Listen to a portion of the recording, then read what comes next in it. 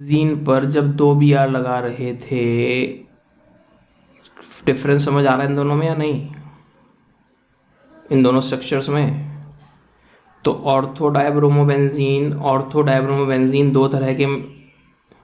Madam उनकी request ही नहीं आएगी ना अभी, थोड़ी देर उनसे बोलो 5-4 मिनट बाद रिक्वेस्ट आएगी। अब आपकी रिक्वेस्ट ही नहीं आ रही, मैं ऐड कैसे करूँ? उनसे बोलो 5-4 मिनट बाद ट्राई करना, नहीं तो अपना उनका पूरा नाम बोलो, उनको कोई अपना पूरा नाम लिख के आ जाए। अब खाली देवी का लिख के आए हुए थे वो, उनसे बोल दो दोस्त पूरा नाम लिख के आ जाए, फिर वो एक्सेप्ट कर लेगा। सचमुच में ऑर्थोडाइब्रोमोबेंजीन एक ही तरह का मिल रहा था, तो इसका मतलब कैकुले के स्ट्रक्चर में कुछ गड़बड़ है। तो अब 1 मिनट एडवांस में बात करके देख लें। सरबजोत कौर जी है क्लास में या नहीं?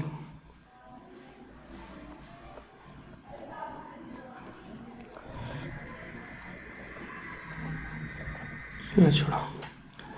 तो अगर हम इसमें बेंजीन में ये वाली फोटो ले लें, देखो ये था ना रेजोनेंस हाइब्रिड। अगर 1 मिनट के लिए हम आगे चले जाए, रेजोनेंस जब हमने पढ़ा हुआ उसे ले लें, तो फिर तो आप देखो चाहे बी आर यहाँ लगा एक से रहेंगे या नहीं रहेंगे?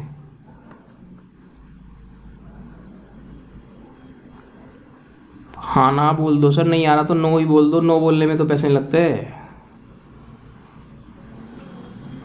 अगर रेजोनेंस हो जाए तो इस बात का क्या मतलब होगा?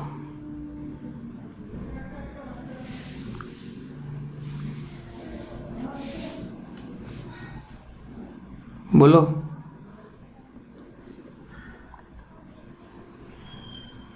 बॉन्ड की पोजीशन चेंज हो रही है, नहीं रेजोनेंस का मतलब होता है कि सारी पोजीशंस एक सी हैं। एक सी कैसी हैं? सिंगल बॉन्ड से तो छोटी हैं और डबल बॉन्ड से बड़ी हैं। और जब सारी एक सी हैं तो फिर तो एक ही तरह का डायब्रोमोबेंजीन मिलेगा ना। जब ये सारी एक जैसी हैं तो फिर तो एक ही तरह के होंगे ना दोनों। तो इन एडवांस रेजोनेंस वाले फॉर्मूले पे जाके सोचो, इनके हिसाब से अगर ये 5 बॉन्ड्स की पोजीशन फिक्स है, फिर 2 तरह के ऑर्थो डायब्रोमोबेंजीन मिलने चाहिए। अभी भी नहीं आया तो बताओ।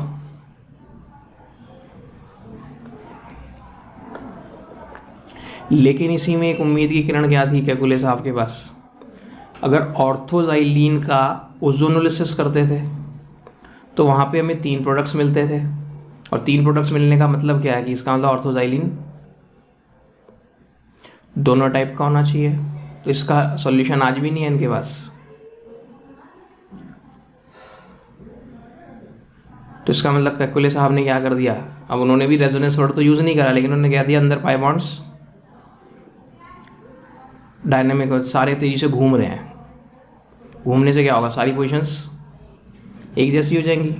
लेकिन जब आपने रेजोनेंस पढ़ लिया, वहाँ इतनी बात तो हो गई कि घूमना जैसा कोई सीन नहीं होता। घूमना थोड़ी कुछ होता कि पाई बॉन्ड्स घूमते रहते, बेचारे घूम घूम के तो थक्के बेहोश होकर गिर जाएंगे किसी दिन। ठीक है जी। अब जब हाइब्रिडाइजेशन आ गया, रेजोनेंस आ गया, तो देखना बेंजीन की फोटोग्राफ अगर हम ऐसी माने तो हर कार्बन ने 3 सिग्मा और 1 पाई बॉन्ड बनाए हुए या नहीं? मान लो आपने कार्बन पकड़ा तो this is sigma, this is sigma, this is sigma and this is pi. किसी को भी चेक कर लो।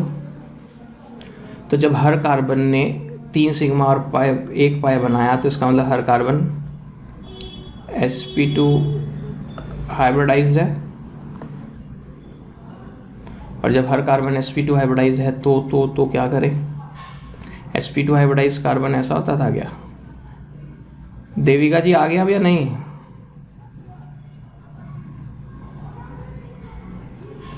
और इनके बीच में एंगल कितना? 120 120 120।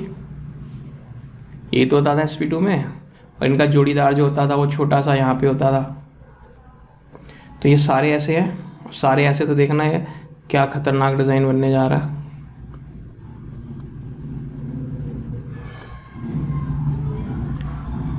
एक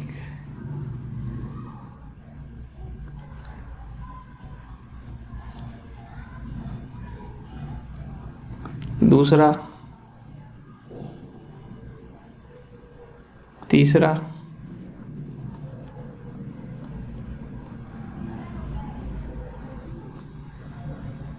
चौथा,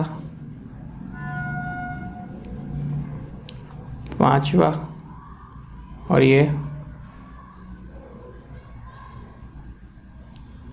छठा।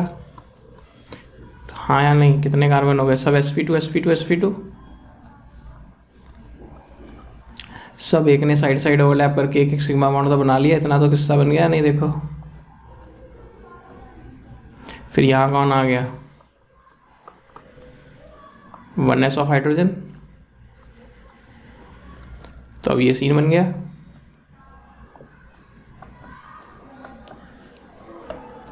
अब जब sp2 हाइब्रिडाइज होता है तो एक p अनहाइब्रिडाइज बच जाता है या नहीं?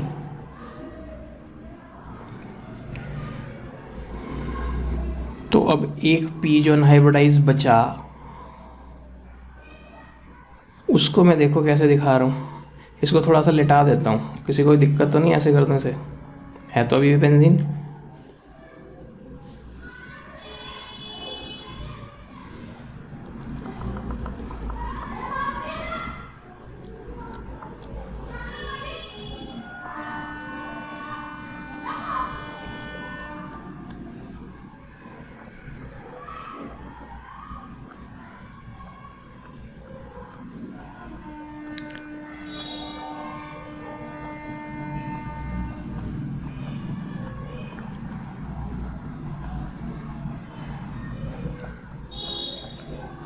दोनों सेम रिंग बना दिए मैंने 2 बार।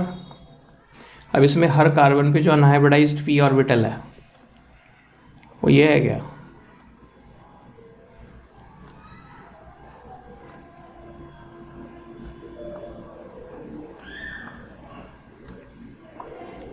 दो बार क्यों बना रहे हो ऐसे टाइम खराब करने के लिए?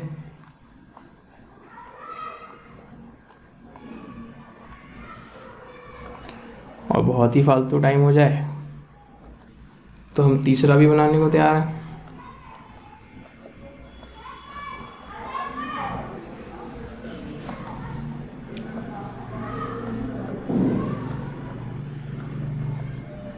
सैंडविच तो सबने देखा है। कैसी बात कर रहे हो सर, सैंडविच नहीं देखा होगा क्या हमने?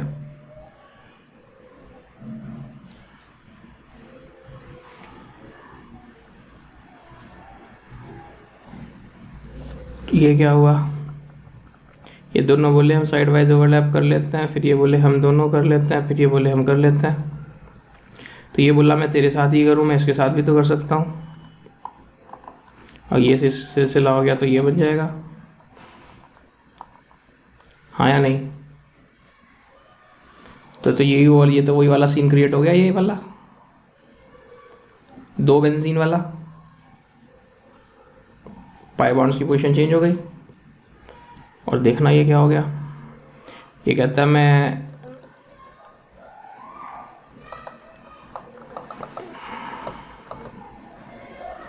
और ये नीचे वाला,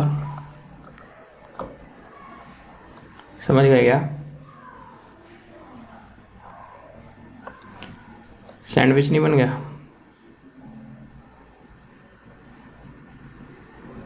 ये ऊपर वाले और ये नीचे वाले। तो ये कौन है? ऊपर वाला पाई इलेक्ट्रॉन क्लाउड, ये नीचे वाला पाई इलेक्ट्रॉन क्लाउड, और ये बीच में कौन? हेक्सागोनल चीज का पीस सैंडविच में। Pi electron cloud above the plane, pi electron cloud below the plane. तो जब ये sp2 है तो ये सारे एंगल कितने होंगे? 120। तो ये प्लेनर हो जाएगा या नहीं? ये सब 120 120 120। मान लीजिए आप कहते हो ज़्यादा बढ़िया सा हमें जाना ही नहीं सर, तो देखो जाना ही क्या।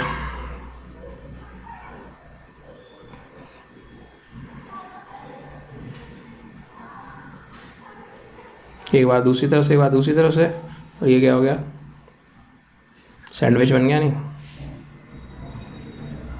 और अब ये सब जगह से एक जैसा, तो इसी को तो रेजोनेंस कहते थे। कि असली में क्या है, असली में सब जगह से एक जैसा है। अब आप बी आर यहाँ जोड़ो और यहाँ जोड़ो तो एक ही बात है, क्योंकि सब जगह से तो ये यहाँ ना जोड़ के आप कहते हो जी मैं तो एक जैसा सा नहीं, एग्जैक्टली एक जैसा ही है। अब कहो आप मैं बी आर यहाँ जोड़ रहा हूँ, कहते जोड़ दो, हम दोनों भी बीच में से एक जैसे हैं। यहाँ से ना जोड़ के यहाँ जोड़ दो तो भी हम बिल्कुल एक जैसे हैं। नहीं, एक से ही हैं हम तो सब जगह से। ठीक है क्या? तो एक तरह से डीलोकलाइजेशन। बोलो, डीलोकलाइजेशन नहीं बताया था? अपनी जगह से अपनी जगह भी जमे रहना तो लोकलाइज्ड, और सब जगह टहलते फैलते रहना तो डीलोकलाइज्ड। दूसरी तरह से बात सोचो, ये कौन है?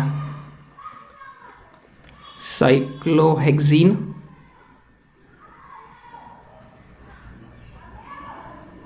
तो इसमें हम जब H2 ऐड करेंगे तो क्या बन जाएगा? Cyclohexane, hydrogenation.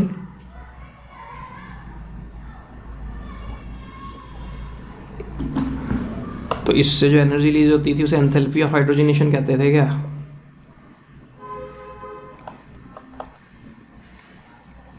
बोलो। मान लो -A, तो जब मैं ये करूं तो अब तो 2H2 होंगे, फिर से ये बन जाएगा। इस बार जो डेल्टा H होगा वो कितना होना चाहिए? -2 है या नहीं? इसका क्या नाम?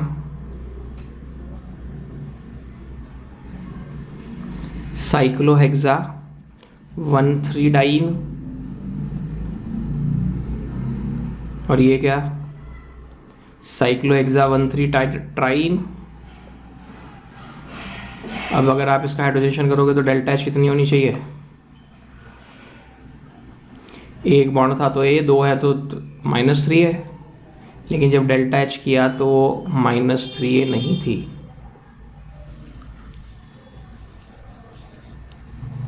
-3 नहीं थी, तो याद करो पढ़ाया था।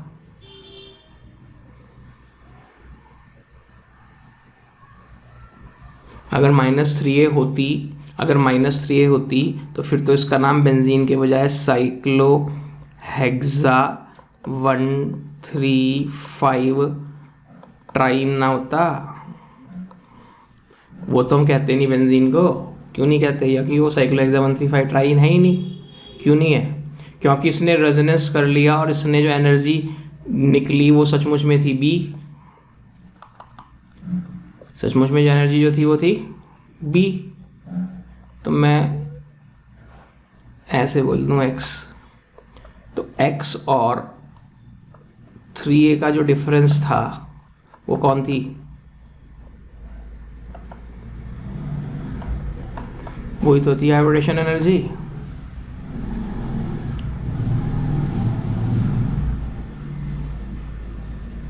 इसने हाइब्रिडेशन के नाम पे एक एक्स्ट्रा एनर्जी रिलीज कर रखी ना।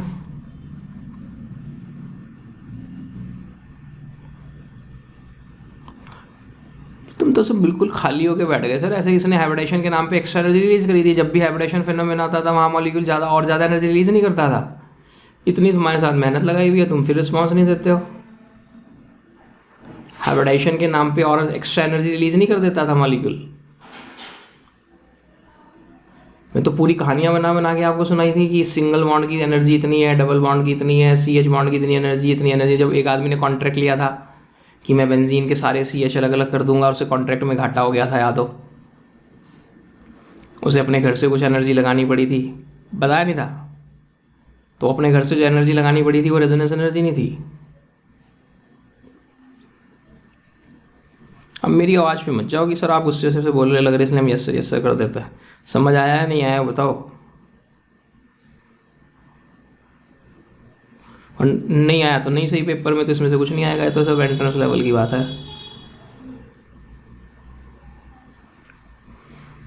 तो अब कुल मिला के बेंजीन प्लेनर हो गया क्या? दिखा दिया जब सारे sp2 है तो प्लेनर हो गया। और CC बॉन्ड लेंथ कितनी है?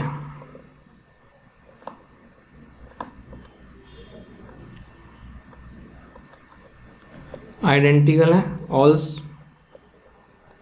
6 CC बॉन्ड लेंथ्स आइडेंटिकल है, और आइडेंटिकल में कैसी हैं? इंटरमीडिएट, किसके intermediate? C single bond C 154 picometre और C double bond C 134 picometre की होती हैं, इनके बीच की कोई है, और हर एक कार्बन sp2 भी है, दिखाई दिया ऊपर। अब इसको हमने साइक्लोहेक्सा 135 ट्राइन नहीं कहा, इसे हमने एल्कीन नहीं माना, इसे तो हमने क्या माना? एरोमेटिक हाइड्रोकार्बन माना।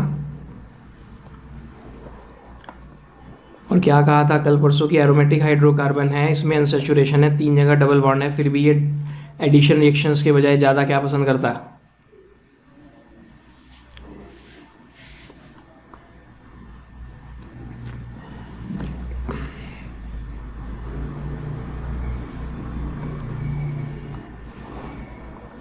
In spite of unsaturation, quite stable and prefer to show substitution reaction कौन दिखाते थे? एल्केन एल्कीन एल्काइन में एल्केन्स एल्कीन एल्काइन तो किसे पसंद करते थे? तो इसमें 3 जगह डबल बॉन्ड होने के बावजूद एडिशन रिएक्शंस दिखाने के बजाय क्या प्रेफर करता है? तो ये बात इन्हें लग कर रही ना, तो इसलिए इन्हें हमने क्या कह दिया कि तुम कौन हो? तुम एल्कीन्स नहीं हो, तुम एल्काइंस नहीं हो, सॉरी तुम ट्राइन्स नहीं हो, तुम तो कौन हो? तो एरोमेटिक कंपाउंड होने के लिए उनमें क्या प्रॉपर्टी है? एरोमेटिसिटी। क्या प्रॉपर्टी है? अब एरोमेटिसिटी के लिए कुछ शर्तें हैं। शर्तें क्या हैं? पहली शर्त है कि वहाँ डीलोकलाइजेशन होना चाहिए, complete delocalisation of pi electrons in the ring is necessary। अब ये क्या मतलब है, अभी समझा रहा हूँ एग्जांपल देके। पहली शर्त है कंप्लीट डीलोकलाइजेशन होना चाहिए, दूसरी शर्त है प्लेनर होना चाहिए, ठीक है। दूसरी शर्त क्या है? Planar and cyclic. और तीसरी शर्त है शुड फॉलो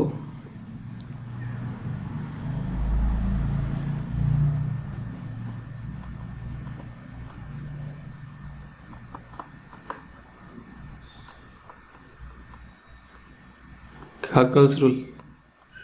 हकल्स रूल को 4n+2 रूल भी कहते हैं। ये क्या होता है? इसमें मैंने सारी बातें कवर कर रहा हूँ। In conjugated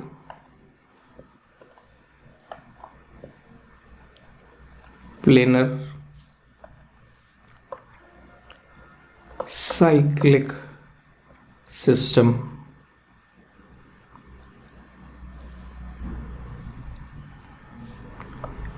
number of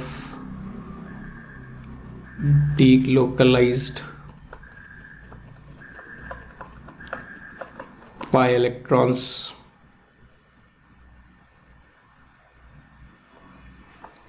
is 4n+2। Where n is equal to 0 1 2 3 कुछ भी हो सकता है, only then aromatic, otherwise not. तभी एरोमेटिक होंगे वरना नहीं होंगे। हमें समझ नहीं आया आपने क्या पढ़ा दिया है कि नहीं? तो अब देखो, अब आ जाएगा, कुछ नहीं है, अब आ जाएगा बड़े आराम से। अगर 1 मिनट के लिए आपको याद हो, मैंने आपको इसी दिन के लिए पढ़ाया था, ये कौन था, किसी को याद होता हो? मेरे कोर्स में नहीं था, फिर भी मैंने पढ़ाया था। ये बिल्कुल सही, बोर्ड स्ट्रक्चर ऑफ साइक्लोहेक्सेन और ये चेयर स्ट्रक्चर ऑफ साइक्लोहेक्सेन। तो ये प्लेनर है क्या? ये प्लेनर है? तो ठीक है तुम्हारी सबकी, नहीं ये एक पेपर के प्लेन में आ जाएंगे क्या? ये टेबल पे अगर नाव रखोगे, नाव टेबल पे बोट रखोगे तो उसके 2 कोने तो टेबल के ऊपर होंगे, तभी तो बोट होगी। ये तो टेबल के उससे ऊपर उठ के आ रहे होंगे। और इस चेयर को रखोगे तो ये नोक टेबल पे होगी और ये स्टिक नोबल पे होगी, ये तो सब हवा में होगा। और अगर ऐसा होता तो, अगर ऐसा हुआ करता फिर ये तो पूरा टेबल पे बिछ जाएगा या नहीं? प्रैक्टिकली इमेजिन करा करो ना चीज़ों को। ये चाहिए मैं आपको रिंग दूंगा तो उसे कपड़े की तरह, कारपेट की तरह टेबल पे बिछा दो, बिछ जाएगा। और जैसे बोट दूंगे कैसे मुड़ी हुई, उसको टेबल पे बिछा दो, बिछ जाएगी। अब अंदाजा नहीं हुआ प्लेनर किसे कहते हैं? तो बेंजीन हमने पढ़ लिया प्लेनर होता। पहली बात साइक्लिक है, दूसरा प्लेनर है। अब डिलोकलाइजेशन का क्या मतलब है? कॉन्जुगेशन जैसे, मतलब double single double single double single double single गाना जब है तो उसे कॉन्जुगेटेड कहते थे, उसे कंप्लीट डिलोकलाइजेशन मान लो। अब इसमें पाई बॉन्ड कितने हैं? तो 3 पाई बॉन्ड है, इसका मतलब 6 पाई इलेक्ट्रॉन्स हैं क्या?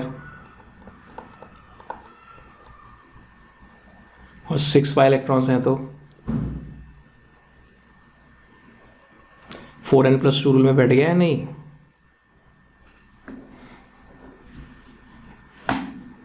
बोलो जल्दी।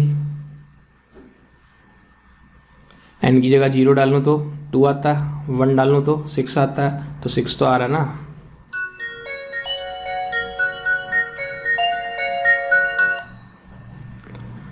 अब मैं आपसे ये पूछूं कि ये बताओ, ये मॉलिक्यूल प्लेनर है या एरोमेटिक है या नहीं? ये कंपाउंड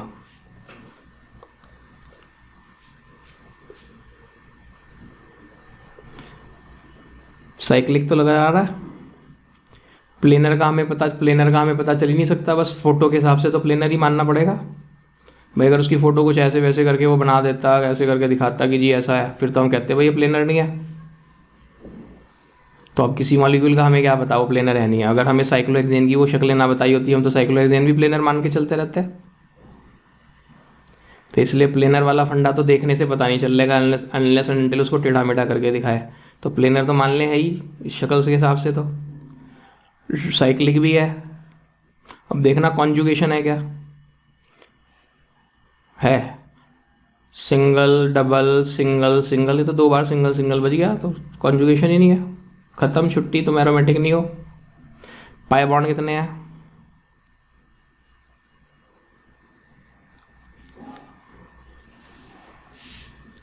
तो मैं बोल दूं 6 पाई इलेक्ट्रॉन्स को मैं से बोल दूं odd number of pi bonds.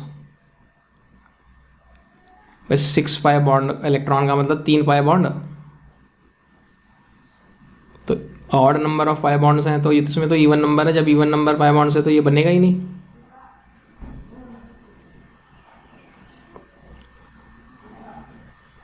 तो ये एरोमेटिक नहीं है। और अगर मैं ये बना दूं,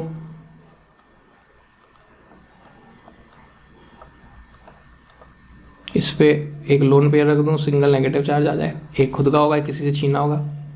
अब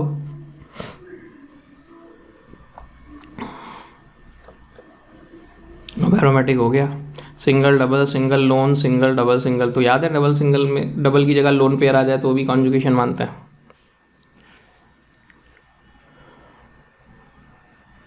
हो गया एरोमेटिक। अब आपको जो पाए तो लोन पेयर को भी पाई इलेक्ट्रॉन जैसा ही काउंट करना होता है, फिर तो हो गए 6।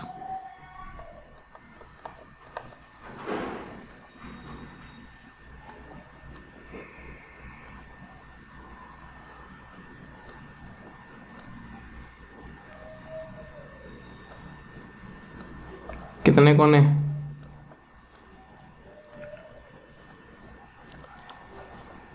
और फिर इसमें मैं ये फोटो बना दूं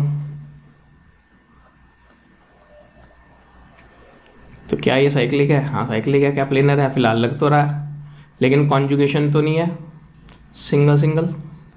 अब देखना, हो गया single double single plus single double single, conjugation हो गया। पाई इलेक्ट्रॉन कितने? प्लस में तो कोई इलेक्ट्रॉन नहीं होते, 6 पाई इलेक्ट्रॉन हो गए। तो ये क्या हो गया? ठीक है, इसका नाम जानना चाहो तो साइक्लोपेंटाडाई इनाइल एनायन। इसका क्या हो जाएगा उस हिसाब से? साइक्लोहेप्टा ट्राई इनाइल कैटायन।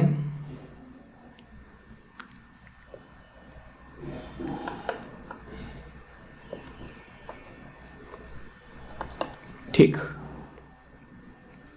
अब बताओ, कुछ भी हो सकता है, बोला तो 0 1 2 3 4 होल नंबर होना चाहिए। वैसे 0 सही, तो 0 को नेचुरल नंबर में ले लेते हैं ना शायद।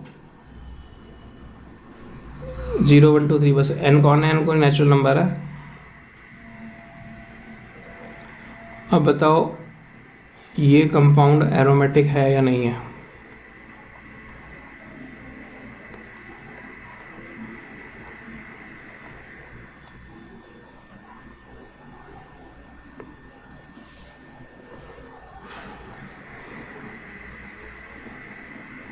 क्यों? बस सिंपल सी बात, 8 पाई इलेक्ट्रॉन्स हो रहे हैं इसलिए नॉट एरोमेटिक। अब बताओ ये एरोमेटिक है या नहीं?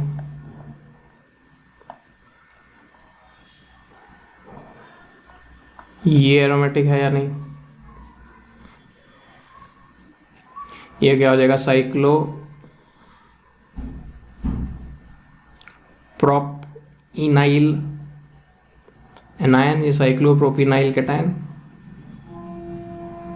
अब बताओ इनमें कौन एरोमेटिक है? क्या दोनों है या एक है? ये सिंग माइनस चार्ज है।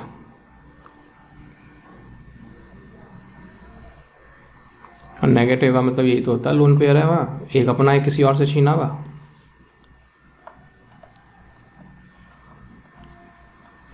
तो क्या मैं पूछ रहा हूँ इनमें कौन एरोमेटिक है, आप कह रहे आ गया सर।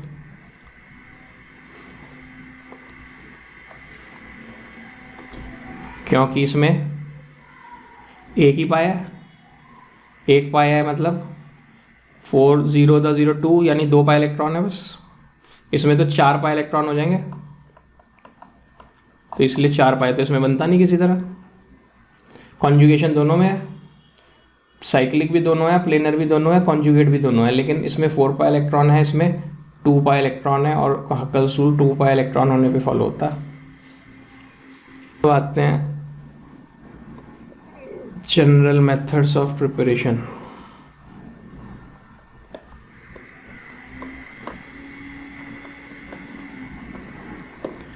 कोल्टार नाम सुना है क्या?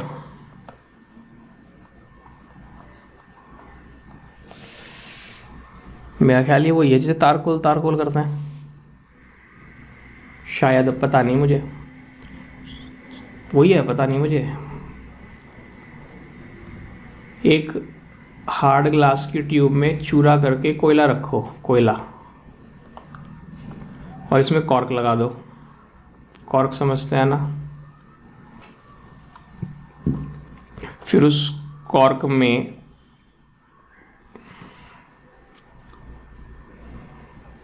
होल करके एक ट्यूब फिट कर दो, जिसको आप डिलीवरी ट्यूब कहते हैं, कई सारी बार फिगर्स बनाई हो बचपन में अगर कभी। और यहाँ पानी में इस डिलीवरी ट्यूब का दूसरा एंड बंद कर दो और इसे स्ट्रांगली हीट कर दो। तो जब हीट करोगे तो पहले से इसमें से सारी एयर निकल आएगी, देखो एक्सपेंड कर करके, गर्म हो के। फिर जब यहाँ हवा नहीं रहेगी तो इसको क्या कहते हैं, डिस्ट्रक्टिव डिस्टिलेशन ऑफ कोल।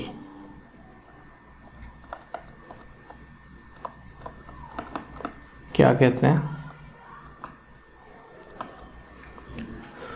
तो इसमें से कई सारी गैसेस वैसेस निकलती हैं, कई सारे वॉलेटाइल कंपाउंड्स निकलते हैं, तो एक थिक ब्लैक लिक्विड मिलता है बाद में यहाँ। शायद उस थिक ब्लैक लिक्विड को कोल टार कहते हैं।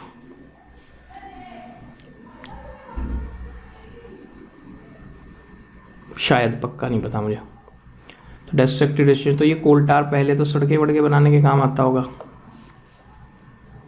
अब बाद में पता चला इसमें तो बहुत सारे हाइड्रोकार्बन्स हैं, स्पेशली शायद एरोमेटिक हाइड्रोकार्बन्स हैं। तो आज की डेट में से ऐसे बेकार नहीं करते, इनमें से उन्हें भी निकाल लेते हैं।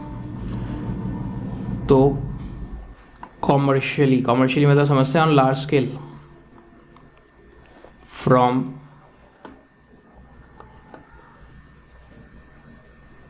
कॉमर्शियली फ्रॉम कोल टार में से निकालते हैं। ठीक है, तो ये तो हमारे कोई मेथड पूछे जाने वाली बात है नहीं है, तो ऑब्जेक्टिव क्वेश्चन कहीं आ जाए उसके लिए हमारे मेथड्स ऑफ प्रिपरेशन में तो ये आएगा जो हम पढ़ चुके। फ्रॉम एल्काइंस में भी सिर्फ सही मायने में अगर बेंजीन का ही कर रहा है तो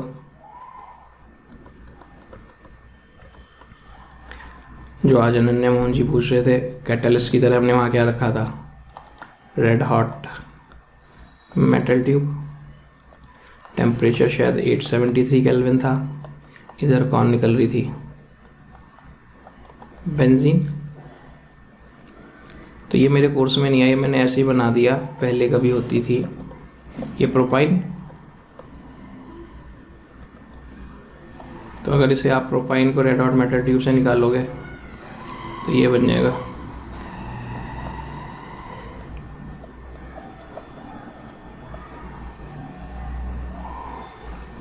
बोलूँ क्या, 135 ट्राई मिथाइल बेंजीन, जब इसके 3 मॉलिक्यूल साइक्लिक। बोलो हाँ या नहीं। दूसरा फ्रॉम बेंजोइक एसिड या aromatic carboxylic acid, word heading भी बना सकते हो। कैसे?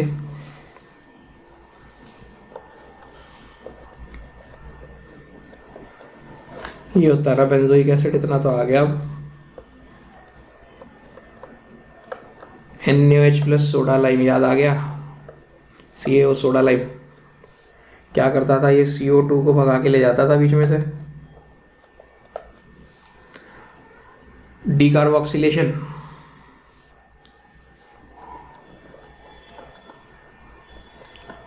फ्रॉम क्लोरोबेंजीन, क्लोरोबेंजीन ये होता, इसको निकल एल्युमिनियम एलॉय NaOH के साथ हीट कर दो तो पता नहीं कहाँ से इसका रिडक्शन हो जाता है, एक H इधर हाइड्रोजन, तो एक H इधर, ये क्या बन गया, बेंजीन। और ये क्या बन गया, HCl NaOH के साथ भाग जाता होगा, प्रोडक्ट कौन, बेंजीन या नहीं।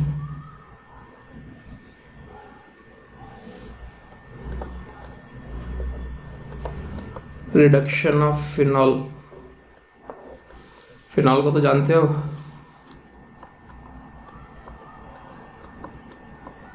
तो ये है आपका फिनॉल, आप इसे हीट कर रहे हो जिंक डस्ट के साथ, Zn इसका O लेके भाग जाएगा, प्रोडक्ट क्या आ गया, O लेके भागा, H इस पे आ गया, बेंजीन बोलो।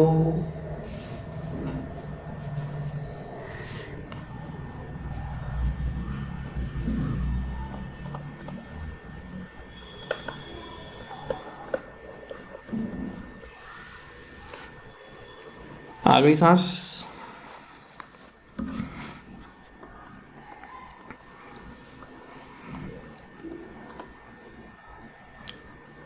Aromatic hydrocarbons are usually colourless. अच्छा होते होंगे जब आप कह रहे तो पानी में घुलते होंगे या नहीं, क्योंकि इनमें कोई पोलैरिटी तो है नहीं, हाइड्रोजन बॉन्ड तो वाटर के साथ बना सकते नहीं। कोई से भी हाइड्रोकार्बन्स पानी में घुलते थे क्या?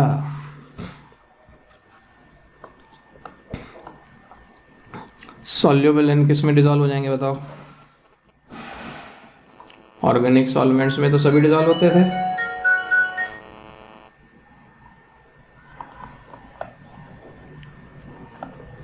ऑर्गेनिक सॉल्वेंट्स में डिजॉल्व हो जाएंगे। फ्लेमेबल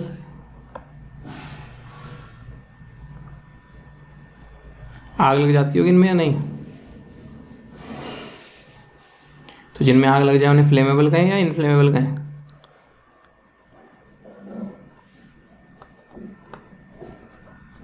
कोई भी नहीं है मेरे साथ।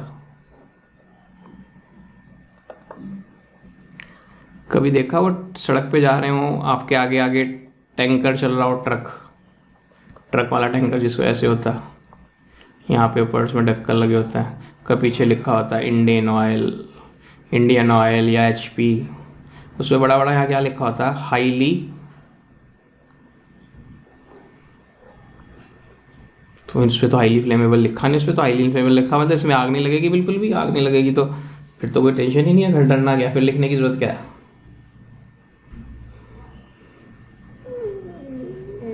हमने तो दिमाग नहीं लगाया इतना कभी, है कि नहीं?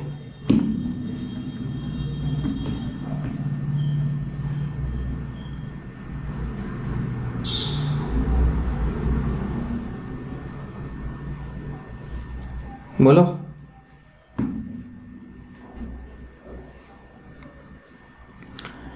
तो जिसमें आग नहीं लगती वो नॉन इनफ्लेमेबल होता है, और जिसमें आग लगती है वो इनफ्लेमेबल होता है। हाँ सर, तो हम ये गलत फहमी में थे, अक्सर रहते हैं सब, मैं भी रहता था। तो इनमें बढ़िया से आग लग जाती है। बर्न विद सूटी फ्लेम, खूब काला धुआं छोड़ते हुए जलता है। एरोमेटिक कंपाउंड्स की पहचान ही होती थी, जब लैब में मान लो एरोमेटिक कोई कंपाउंड मिला ऑर्गेनिक कंपाउंड की, बताओ ये एरोमेटिक है या नहीं। तो पता क्या सबसे सिंपल पहचान करते हैं, जेब से कोई सिक्का निकालते हैं, थोड़ा सा एरोमेटिक कंपाउंड लिक्विड है तो सॉलिड है तो उसके किसी कोने पे रख लेते हैं सिक्के के, और फिर बर्नर लैब में होते ही हैं, बर्नर से उसको बर्न करते हैं। बहुत थोड़ा सा रखा हुआ है, आग वाग तो ऐसी लगेगी नहीं कि हाथ में जल जाएगा। तो अगर ये बर्न हो और बर्न होने के साथ खूब सारा काला काला धुआं छोड़े, तो इसका मतलब ये सूटी फ्लेम एरोमेटिक है। जनरली कैरेक्टरिस्टिक ऑर्डर होते हैं, नाम इससे पढ़ा था इनका, किनमें स्मेल होती है।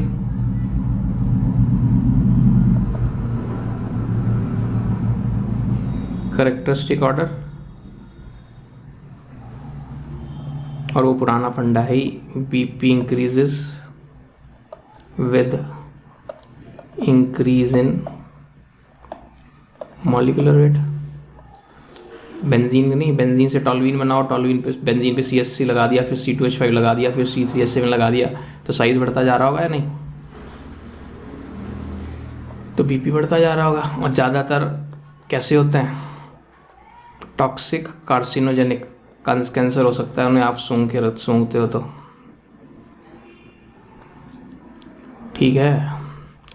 हम तो खूब DO इस्तेमाल करते हैं। अभी तो थोड़ा कुछ लग रहा है मुझे, लॉकडाउन में लोग बाहर निकलना बंद हो गया, लेकिन लॉकडाउन से जस्ट पहले तो बाहर आई हुई थी हिंदुस्तान में, बेचारों को, गरीबों को तो स्पेशली मिला था पहली बार DO, जिसे देखो कपड़े चाहे फटे हुए हों लेकिन डीओ छिड़काव में नहाया हुआ होगा। क्या चल रहा है आजकल? आ गया ना याद है? तो हिंदुस्तानी अचानक पागल हो गए थे डीओस के पीछे, सारे टीवी पे डीओ छा गए थे, सड़क पे भिखारी भी डीओ छिड़क के डीओ भीख मांग रहा था। तो सब घटिया है, सब में एरोमेटिक कंपाउंड्स हैं, ज़्यादातर सब कार्सिनोजेनिक है। वो तो हिंदुस्तान है, कोई पूछने वाला नहीं है, बेचो कुछ ही बना के। कैंसर, जिस चीज़ से कैंसर होने का डर हो उसे कार्सिनोजेनिक कहते हैं।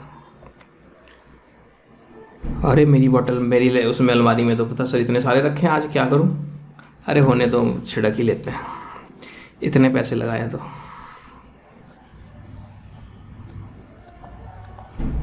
ऐसा कुछ नहीं है, जो बढ़िया ब्रांड्स आते हैं ये बहुत महंगे होते हैं। डीओस, फ्रांस मशहूर है डीओस, परफ्यूम्स डीओस बनाने के लिए। वहाँ इतनी सी शीशी 5 ml 10 ml की हज़ारों रुपए की आती हैं, और उनकी स्मेल बहुत हल्की सी होती है। हिंदुस्तान वाले तो सोचते हैं जिसमें तेज है वो अच्छा है।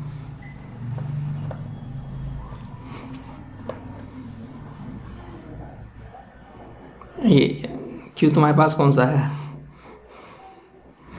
अब मुझे क्या पता कौन से में है, अब उन्होंने क्या मिलाया हुआ। तुम्हें जरा सी बेसिक वो दे दी तो तुम अपना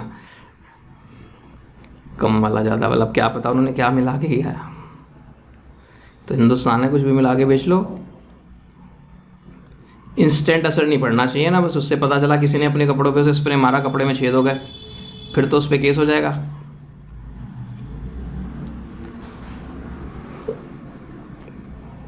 तो इंस्टेंट असर जिससे नहीं हो रहा, तो सारी जो मिलावट हो रही है इसी तरह चल रही है।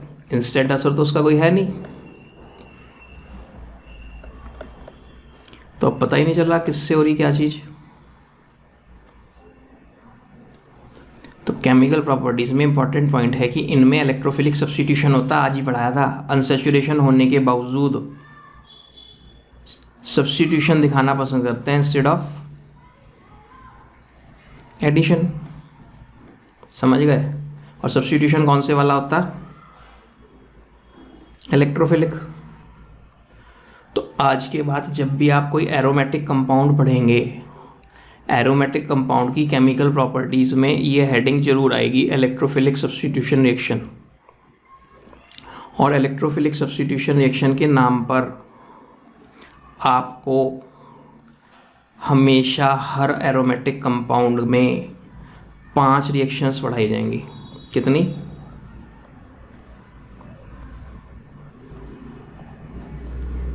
और 5 सब्स्टिट्यूशन रिएक्शंस जब आपको पढ़ाई जाएंगी, उनमें क्या होगा? पहली कहलाती है हेलोजिनेशन, यानी हेलोजन साहब आ रहे होंगे कोई,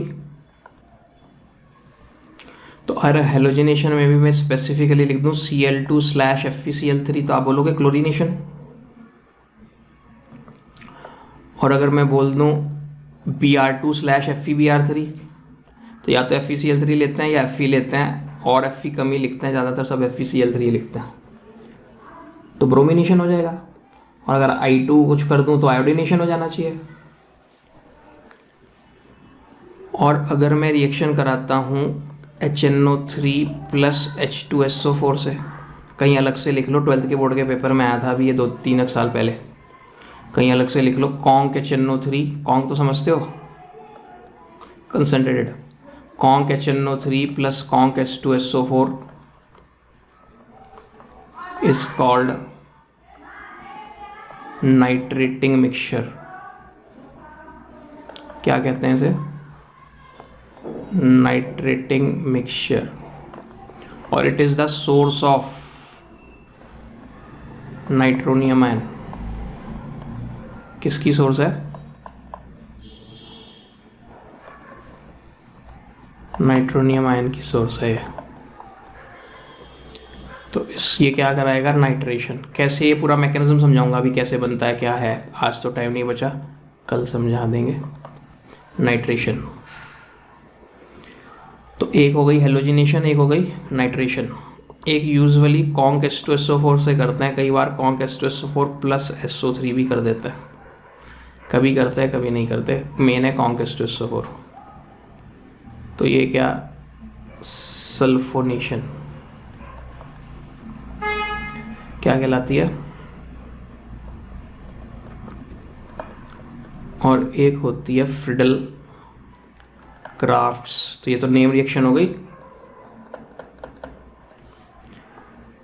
फ्रिडल क्राफ्ट्स एल्काइलेशन, क्या बोला, फ्रिडल क्राफ्ट्स एल्काइलेशन। एल्काइलेशन मतलब कोई एल्काइल ग्रुप आता होगा, तो RX एल्काइलेशन किससे कराते हैं, RX मतलब एल्काइल हैलाइड। पहचान पा रहे हो मेरे बोलते ही एल्काइल हैलाइड, जैसे CH3Cl, ethyl chloride, methyl chloride. ये होती है इन प्रेजेंस ऑफ हमारे कोर्स में एनाइड्रस AlCl3 से। और एक है फ्रिडल क्राफ्ट, को शॉर्ट में ऐसे भी लिख देते हैं FC, फ्रिडल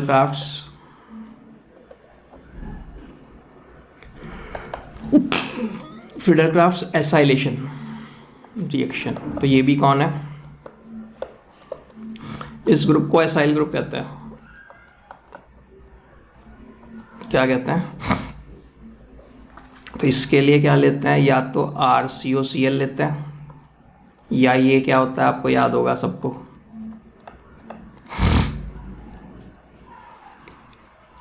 एसिड एनाइड्राइड। बोलने से तो याद आया, नहीं आया तो बना के दिखाऊं, बोलो जल्दी, टेंशन नहीं, सबको आ गया। तो देखिए हुज़ैफा जी आया या नहीं,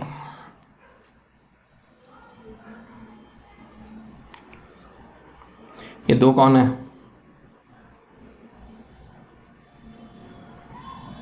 कार्बोक्सिलिक एसिड, इसका ये H उड़ा दिया, इसका ये OH उड़ा दिया, कौन उड़ गए, वाटर साहब।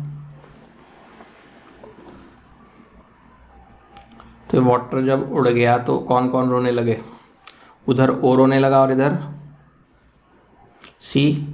तो इस O और C को हमने जोड़ दिया था क्या बॉन्ड से, और इधर जोड़ते ही क्या बन गया, जोड़ते ही क्या बन गया, एसिड एनाइड्राइड। जब हमने इसकी IUPAC भी सीखी थी। तो 5 इलेक्ट्रोफिलिक सब्स्टिट्यूशन रिएक्शंस बोलो जल्दी से, कौन कौन सी हैं, halogenation, nitration, sulphonation, Friedel crafts alkylation और फ्रिडल क्राफ्ट्स। 5-4 बार